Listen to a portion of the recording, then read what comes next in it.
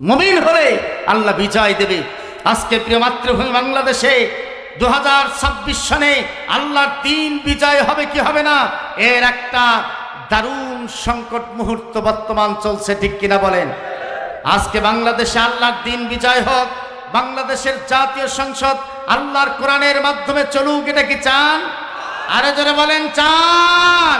ভাইরা আমার, আমরা তো বিগত স্বাধীনতার পরে 54 বছর দেখলাম, অনেক শাসন দেখেছি, অনেক দলের শাসন দেখেছি, অনেক সংবিধানের শাসন দেখেছি।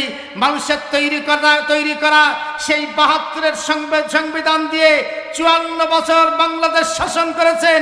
সেই সংবিধান দিয়ে চাঁদা বন্ধ করতে পারে নাই কোন সরকার, সেই সংবিধান দিয়ে ঘুষ বন্ধ করতে পারে নাই, সুদ বন্ধ করতে পারে নাই, দুর্নীতি বন্ধ করতে পারে নাই, টাকা নিয়ে চাকরি বন্ধ করতে পারে নাই, মদ বন্ধ করতে পারে নাই, গাঁজা বন্ধ করতে পারেন নাই। সেই সংবিধান আবারও আপনারা বাংলাদেশে কায়েম করতে চান কেমনে, সেটাই তো বুঝি না। ওই সংবিধান চালু হলে আবার চাঁদাবাজিরা মাথাচাড়া দেবে, আবার ঘুষ খাবে, আবার দুর্নীতি করবে, আবার দলীয় কর্মীদের অত্যাচার নির্যাতন নিপীড়নে থাকা যাবে না। যে সংবিধান দিয়ে হাসিনার মতো স্বৈরাচার তৈরি হয়েছে, যে সংবিধান দিয়ে ভোট ডাকাত তৈরি হয়, যে সংবিধান দিয়ে বিনা ভোটে মানুষ রাষ্ট্র ক্ষমতায় যায়, যে সংবিধান দিয়ে মদ বন্ধ হয় না, যে সংবিধান দিয়ে 100 জন নারীকে জেনার সেঞ্চুরি পালন করে উল্লাস করা যায়, এই সংবিধান বাংলাদেশের মুসলমানরা আর মানতে পারে না, ঠিক কিনা বলেন? আরো জোরে বলেন, সেই সংবিধান মানতে রাজি? এই সংবিধান আর বাংলাদেশের মানুষ মানতে চায় না। বাংলাদেশের মানুষ এখন তাকিয়ে আছে আল কোরআনের সংবিধানের দিকে। 2026 সনে বাংলাদেশে আল কোরআনের সংবিধান প্রতিষ্ঠার জন্য আপনাকে আমাকে কাঁধে কাঁধ মিলিয়ে সীসা ডালা প্রাচীরের মতো ময়দানে দাঁড়িয়ে যেতে হবে। কারা কারা রাজি আছেন দোয়া করে আল্লাহকে দেখাবেন।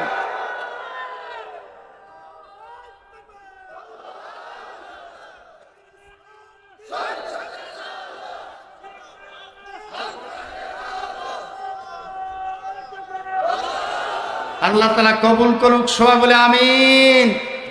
এই কোরআনকে জাতীয় সংসদে নিয়ে যেতে হবে, ঠিক কিনা বলেন? 72-এর সংবিধান, ডাক্তার কামালের সংবিধান তো 54 বছর যাবত আমরা দেখলাম। অন্তত একটা বার কোরআনের সংবিধান দেখার দরকার আছে না নাই? আর একটা জোরে বলেন, আছে না নাই? এই বুঝটুকু আজকে বাংলাদেশের মানুষের মাথায় ঢুকাতে হবে। আপনাদের দায়িত্ব যে আমরা 54টি বছর এই 72-এর সংবিধান দেখেছি, যে সংবিধান বাংলাদেশে শুধুমাত্র সরকারি দলের লোকজনকে চোর বানায়। এই ঠিক কিনা? এ জোরে বলেন ঠিক কিনা? অফিসারদেরকে ঘুষখোর বানায়, যুবকদেরকে চাঁদাবাজি বানায়, দলীয় কর্মীদেরকে চাঁদাবাজি বানায়। এই সংবিধান আর বাংলাদেশের মুসলমানরা মানতে পারে? এটা আমরা মানতে চাই না। ভাইরা আমার, তাহলে এটার একটা আমূল পরিবর্তনের প্রয়োজন আছে না নাই? আরো জোরে বলেন, আছে না নাই? আছে ভাইজান, এটার জরুরি একটা পরিবর্তনের প্রয়োজন। ভাইরা আমার, আল্লাহ রাব্বুল আলামিন জানাই দিলেন দুনিয়ার মানুষেরা, এই পৃথিবীতে তোমরা যদি একদল লোক মুমিন হয়ে যাও, আল্লাহ তাআলা তোমাদের হাতে রাষ্ট্রীয় ক্ষমতা দিয়ে দেবেন। ভাইরা আমার, এই রাষ্ট্রীয় ক্ষমতা দেওয়া এইটার বিভিন্ন পদ্ধতির মধ্য দিয়ে একটা পদ্ধতির নাম হলো ভোট। এই নাম 8টা পদ্ধতিতে শরীয়তের এই অবস্থাগুলি আছে। একটা হচ্ছে বায়াত পদ্ধতি। কি পদ্ধতি? আর একটু জোরে বলেন। বায়াত গ্রহণ করতে হযরতে আবু বকরের হাতে তারা বায়াত দিয়েছে, হযরত উমারের হাতে তারা বায়াত দিয়েছে। একটা কথা স্পষ্ট করে বলেই এই পয়েন্টটা শেষ করবো, যেহেতু সময় কম। ভাইরা আমার, হযরত আবু বকর এই পৃথিবীতে 10 জন সাহাবা জান্নাতের সার্টিফিকেট পেয়েছিলেন। আর একটু আসতে কন, আশারায়ে মুবাশশারা। কয়জন?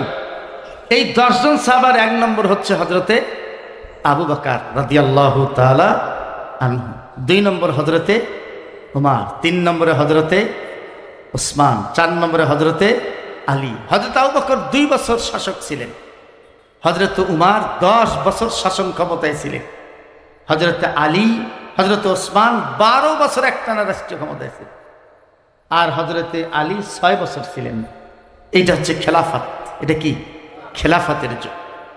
ভাইরা আমার, প্রশ্নটা আমার যে জায়গায়, সাহাবায়ে কিরাম রাদিয়াল্লাহু তাআলা আনহুম সেই সময়ে প্রথম খলিফা নির্বাচন করলেন হযরত আবু বকরকে।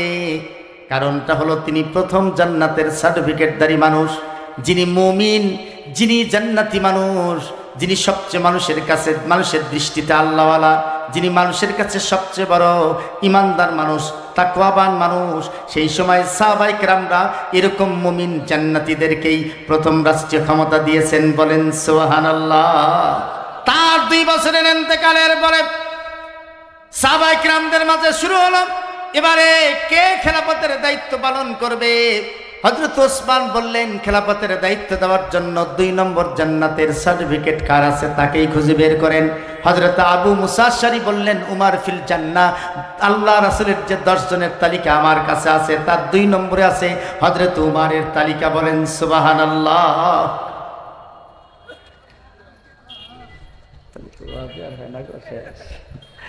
সম্মানিত ভাইরা, হযরত ওমর যখন ইন্তেকাল করলেন, এবার কে হবে? হযরত আলী বললেন 3 নম্বর যার নামটা আছে জান্নাতি সার্টিফিকেট, মুমিন মানুষ, খাঁটি মুমিন, এটা জান্নাতি মানুষ, নামটা বের করো। বলল যে ওসমান ফিল জান্নাহ, কাছে ওরে হাতে রাষ্ট্রীয় ক্ষমতা দাও। ভাইরা আমার, এরপরে হযরত আলী চতুর্থ জান্নাতের সার্টিফিকেটধারী ব্যক্তি, তাকে চতুর্থ খলিফা করা হয়েছে। এরপরে দেখা গেল আর জান্নাতের সার্টিফিকেট যাদেরকে দেওয়া হয়েছে একজনও বেঁচে নাই। তাহলে এই কথা থেকে বোঝা যায় যিনি খাঁটি মুমিন, যিনি একমাত্র জান্নাতি মানুষ, আল্লাহওয়ালা মানুষ, যে কয়জন প্রার্থী দাঁড়াবে তার চেয়ে সবচেয়ে মুমিন ব্যক্তিকেই ভোট দিতে হবে। ঠিক কিনা বলেন? এ ভাই একটু জোরে বলেন, ঠিক কিনা? তাকওয়াবান মানুষকেই ভোট দিতে হবে। আপনার দৃষ্টিতে সবচেয়ে জান্নাতি মানুষ যিনি, তাকেই ভোট দিতে হবে। রাজনৈতিক কারণে এর উল্টাপাল্টা করলে জবাবদিহি করতে হবে কার কাছে? আরো জোরে বলেন, কার কাছে? অতএব আমাদের দৃষ্টিতে আপনারা কাকে ভোট দেবেন, কোন প্রার্থী দেবেন, কোন দলক দেবেন, আমার এইটা কথা নয়। আমার কথা হলো কোরআনের দৃষ্টিভঙ্গি হলো যিনি যত বেশি আল্লাহওয়ালা, যত বেশি মুমিন, যত বেশি আপনার দৃষ্টিতে তাকওয়াবান, সেই লোকটাকেই ভোট দেওয়া লাগবে। রাজি আছেন তো? এ ভাই রাজি আছেন তো? আলহামদুলিল্লাহ, আল্লাহ কবুল করুক সবাই, আমিন। ভাইরা আমার, 2 নম্বর হচ্ছে মুশরিক। আপনারা তো বুঝতেছেন যে সিলিবাসী, এই সিলিবাসীরে বোঝেন না কি ঘটনা এটা? হ্যাঁ, 2 নম্বর হলো মুশরিক। মুশরিক তাকেই বলা হয় যে আল্লাহরও আইন মানে না, আল্লাহর ইবাদতও করে না। আল্লাহর আইনও মানে না, আল্লাহর ইবাদতও করে না। এরকম নাস্তিক মুরতাদ যারা আছে তাদেরকে বলা হয় কি? মুশরিক। আর 3 নম্বর হলো মুমিন মুশরিক। ভালো করে খেয়াল করেন, কি? আরো জোরে বলেন।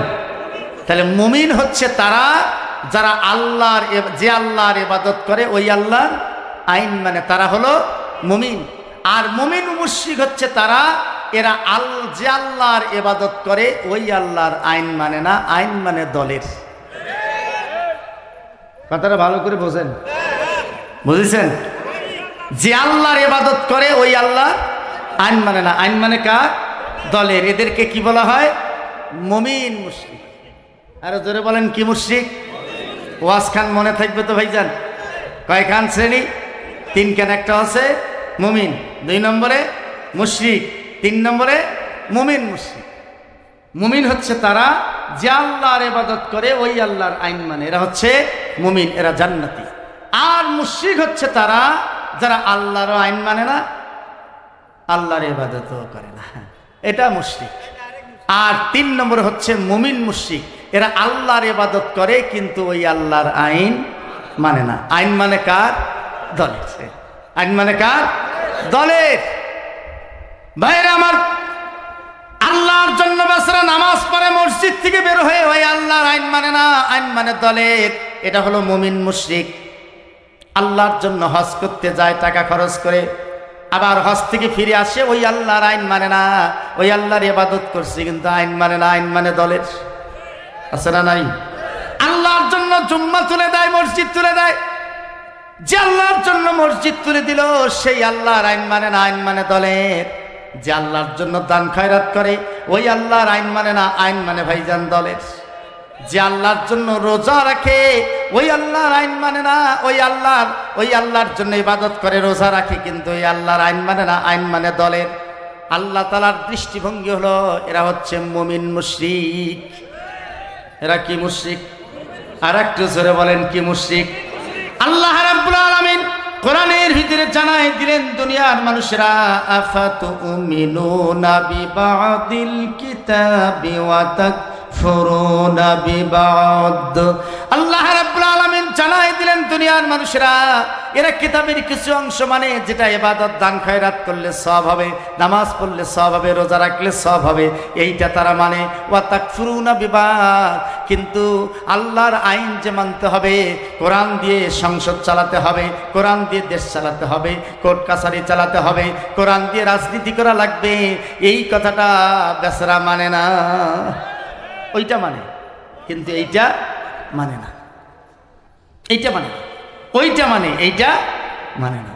বেচারা রাজনৈতিক স্বার্থে মুমিন মুশরিকরা পৃথিবীতে বেশি সৃষ্টি হয় রাজনৈতিক দলের মধ্য থেকে। আরো জোরে বলেন, আরো জোরে বলেন। ভয় আছে? কোরআনের হক কথা কইতে ভয় আছে? আচ্ছা, আলহামদুলিল্লাহ। অতএব এই তিনটি শ্রেণীর ভিতরে মুমিন মুশরিক হওয়া যাবে। আরো জোরে বলেন যাবে? ভাইরা আমার, এই লোকগুলো এমন গো, আল্লাহ তাআলা তাদের ব্যাপারে এমন কিছু কথা বলছেন যে আপনি চিন্তাও করতে পারবেন। আল্লাহ রাব্বুল আলামিন জানায় দিলেন ওয়াল্লাযীনা কাফারু ওয়া সাদ্দু আন সাবিলিল্লাহ উলাইকা আসহাবুন নার হুম ফিহা খালিদুন। বলেন আল্লাহু আকবার। আল্লাহ রাব্বুল আলামিন জানায় দিলেন দুনিয়ার মানুষেরা এই লোকগুলো এমন নিজেদেরকে আইন মানার ক্ষেত্রে কুফরি আইন মানে, ওয়াসাদ্দু আন সাবিলিল্লাহ, আবার আল্লাহর দ্বীন কায়েমের জন্য যারা কাজ করে তাদের পথে বাধার সৃষ্টি করে, অথচ বেচারা নামাজও পড়ে, রোজাও রাখে, হজও করে, যাকাতও দেয়, দান সদকা করে, আল্লাহর দ্বীনের বিরুদ্ধে সে দাঁড়ায় যায়, আল্লাহর দ্বীনকে ঠেকানোর জন্য চেষ্টা করে। আল্লাহ তাআলা বললেন দুনিয়ার মানুষেরা উলাইকা আসহাবুন নার, এরাই হচ্ছে মুমিন মুশরিক, এরাই হচ্ছে জাহান্নামী, হুম ফিহা খালিদুন, তারা সেখানে চিরস্থায়ী থাকবে। বলেন নাউজুবিল্লাহ। আল্লাহ তাআলা বললেন অন্য আয়াতের ভিতরে ওয়া মিনান নাসি মান ইয়াকুলু আমান্না বিল্লাহি ওয়া বিল ইয়াউমিল আখির ওয়া মা হুম বিমুমিনিন। আল্লাহ তাআলা বললেন দুনিয়ার মানুষেরা হে রাসূল ওয়া মিনান নাসি মান ইয়াকুলু আমান্না, কিছু মানুষ এসে তোমাকে বলে যে আমরা ঈমানদার, আমাদেরও টুপি আছে, আমাদেরও দাড়ি আছে, নামাজ আমরাও পড়ি, হজ আমরা করেছি, দান খয়রাত করি, মসজিদ মাদ্রাসা দেই, সব কিছু করি, না হলে অন্তত মিলাদের অনুষ্ঠানে তো যাই, ঠিক কিনা বলেন? আরো জোরে বলেন ঠিক কিনা?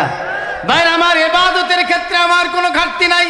এই লোকগুলো তোমার কাছে এসে বলে ওয়ামিনান নাসি মান ইয়াকুলু আমান্না বিল্লাহি ওয়া বিল ইয়াউমিল আখির, আল্লাহ তাআলাকে বিশ্বাস করি, রাসূলকে মানি, আখিরাতকে মানি, আর হামাক তোমরা মুসলমান কেন মনে করেন না, মুমিন কেন মনে করেন না? কোন দিক থেকে আমার কমতি আছে?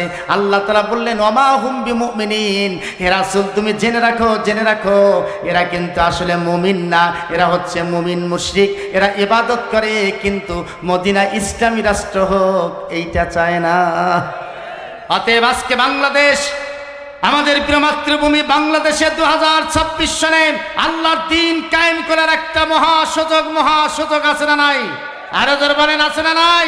যারা এই বাংলাদেশে জাতীয় সংসদে কোরআনের আইন চায় না, বাংলাদেশকে ইসলামী রাষ্ট্র করতে চায় না, তারা বাংলাদেশের প্রকৃত পক্ষে মুমিন মুশরিক, ঠিক না বলেন? অতএব মুমিন মুশরিক হওয়া যাবে? আর একটু আসতে বলেন যাবে ভাইজান? আর একটু জোরে বলেন যাবে? মুমিন মুশরিক হওয়া যাবে।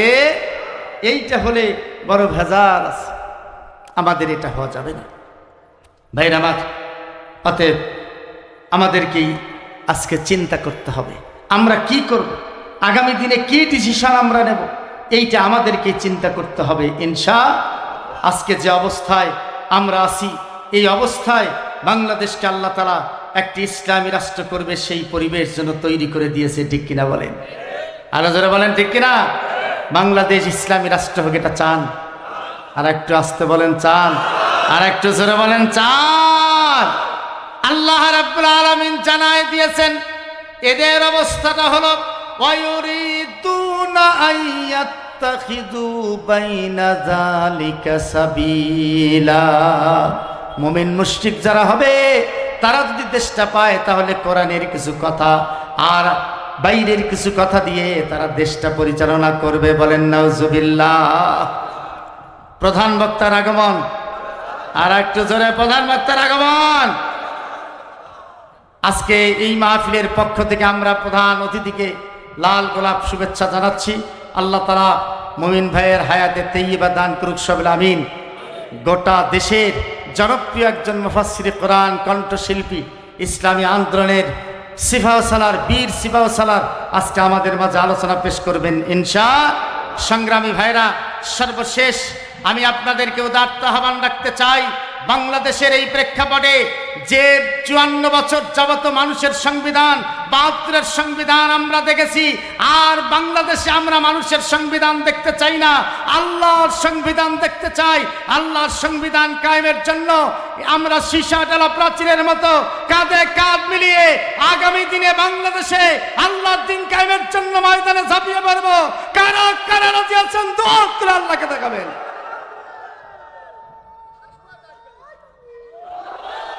আল্লাহ তাআলা আমাদেরকে কবুল করুক, আল্লাহ তাআলা আমাদেরকে কবুল করুক, সবিল আমিন। সংগ্রামী ভাইরা, সর্বশেষ এই বিশাল প্যান্ডেল, বিশাল মাইক, বিশাল অ্যারেঞ্জমেন্ট, বিশাল আয়োজন, অনেক বড় বক্তা, 2 দিন যাবত এই মাহফিল।